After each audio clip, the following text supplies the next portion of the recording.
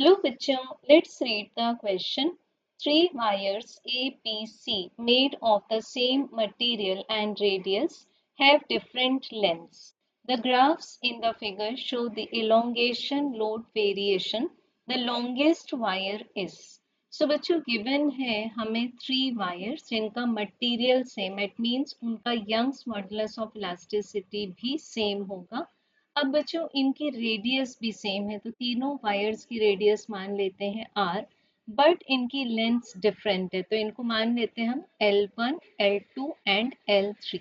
अब बच्चों यहाँ जो ग्राफ अटैच्ड है उसमें x एक्सेस पर शो किया गया है वायर्स पर जो फोर्स लगाया दैट इज लोड, और y एक्सेस पर शो किया गया है elongation, it means the increase in length.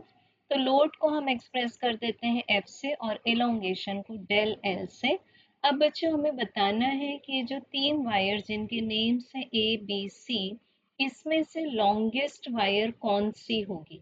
तो बच्चों फर्स्ट ऑफ ऑल हम देख लेंगे कि इस ग्राफ का स्लोप क्या रिप्रेजेंट करता है. तो स्लोप से हमें क्वांटिटी मिलती है elongation, that is the quantity along y axis divided by the load, the quantity along x axis, और इसको हम लिख सकते हैं delta L divided by F.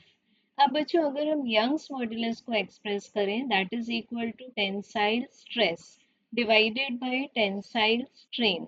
इसको हम लिख सकते हैं F डिवाइडेड बाय A और स्ट्रेन को लिख सकते हैं del L divided bye L. अब बच्चों यहाँ क्वेश्चन में मेंशन्ड है कि तीनों का यंग्स मॉड्यूलस सेम है. अब यहाँ पर तीनों की रेडियस सेम है तो एरिया ऑफ क्रॉस सेक्शन भी सेम होगा.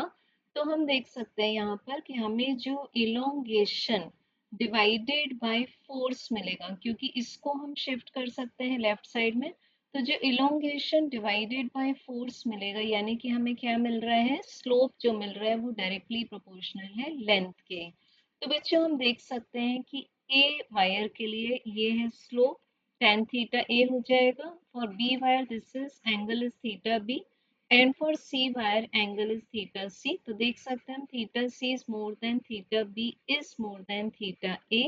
अब अगर हम तीनों ही क्वांटिटीज का tan रेशियो ले लेंगे, ट्रिग्नोमेट्रिक रेशियो, हम देख सकते हैं कि tan में जब हम 0 डिग्री से लेकर 90 डिग्री तक मूव करते हैं तो जो tan थीटा की वैल्यू है वो इंक्रीज होती है. इट मीन्स हम बोल सकते हैं कि tan theta C is more then tan theta B is more then tan theta A. तो बच्चों यहाँ हम क्या देख सकते हैं कि स्लोप सबसे ज्यादा किसका है, C वायर का, तो L भी उसी का ज्यादा होगा. It means correct answer longest wire will be wire number C, hence option C. Thank you.